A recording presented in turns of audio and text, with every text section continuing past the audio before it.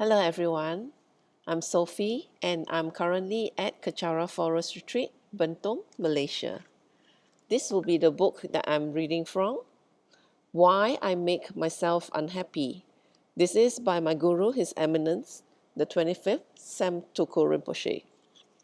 I'll be reading from page 27, chapter 5. We suffer because our projections are not fulfilled. And as usual, I will go to a picture to share with you. And this is Buddha Manjushri, who the statue is an outdoor statue within our Kechara Forest Retreat.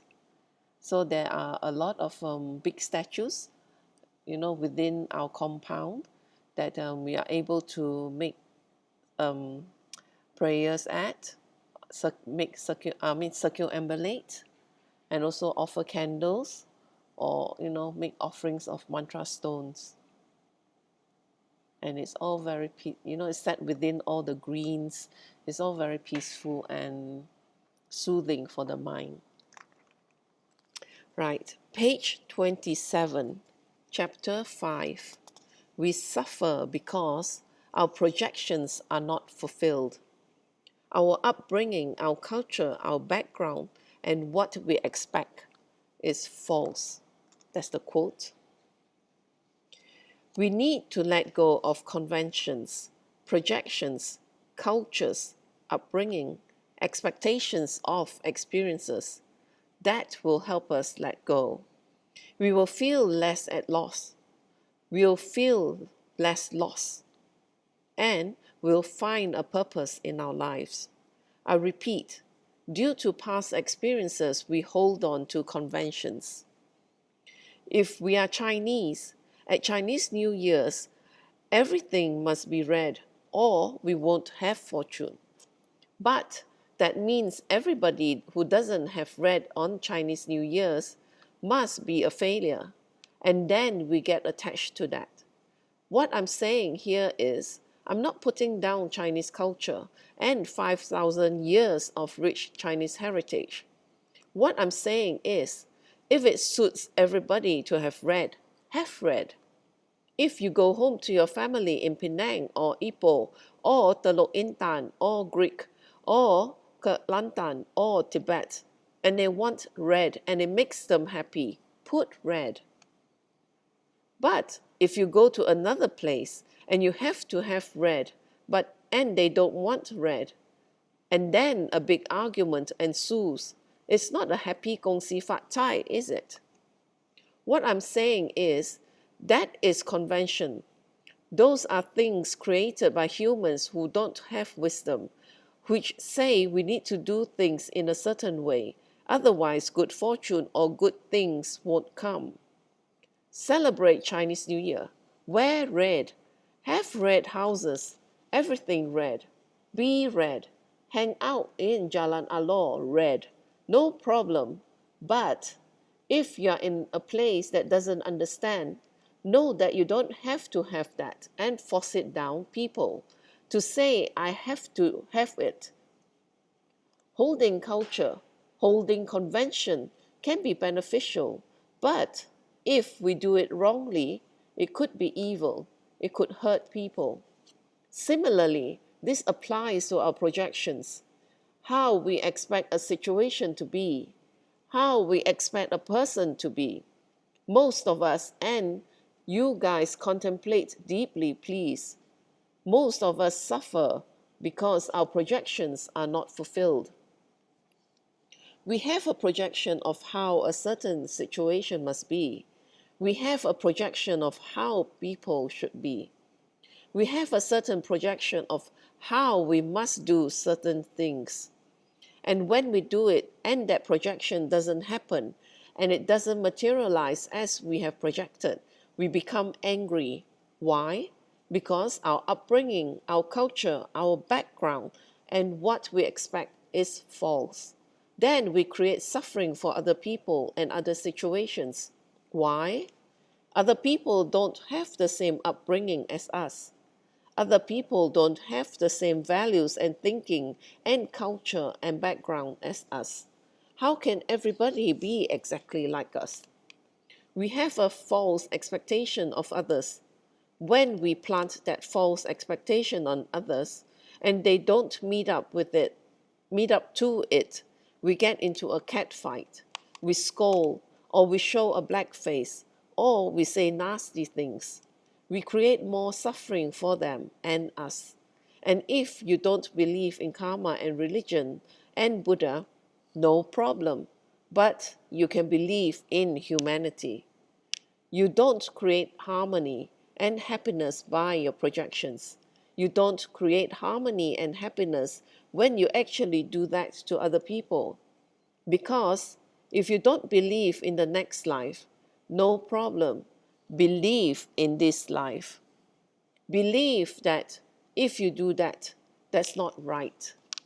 That's the beauty of Dharma and Dharma teachings, is that it can be applied to your life and it can benefit your life now. People who take time to listen to Dharma, people who make time for Dharma, people who do that have their priorities correct. I'll tell you why. You're not a religious fanatic. Whatever we do, whatever we put time towards, is to bring some kind of benefit to us. What's more beneficial than learning the most ultimate way of transforming our mind to bring benefit to others? So, if we don't have any methods that are ultimate, we don't make time to learn, we don't make time for it, we don't have our priorities straight, then whatever we do will only be limited and stunted, and we cannot reach our full potential. Why? No matter how smart and good we are, there's someone better and smarter. For example, Buddha. So it's very important how we act, how we talk, how we present ourselves.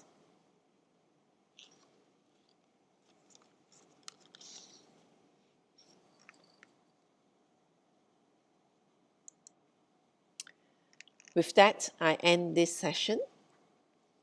As I mentioned before, that this book actually has very, very short chapters, but they are very easy to understand. And if we do take the time to contemplate on Rinpoche's teachings, then you realize, how true and accurate his teachings are and how applicable it is to us. And this one is about our projections not being fulfilled. As we grow up with in certain environment, in certain situation, like what our parents teaches us, what our teachers, school teachers teaches us, and now how our friends also teaches us, as in how to behave and all that. So as we grow up, we develop projections and expectations that within that environment. And then when we go out of the environment, you find that other people has different ideas and different projections or expectations. And sometimes, it doesn't match what that doesn't match ours.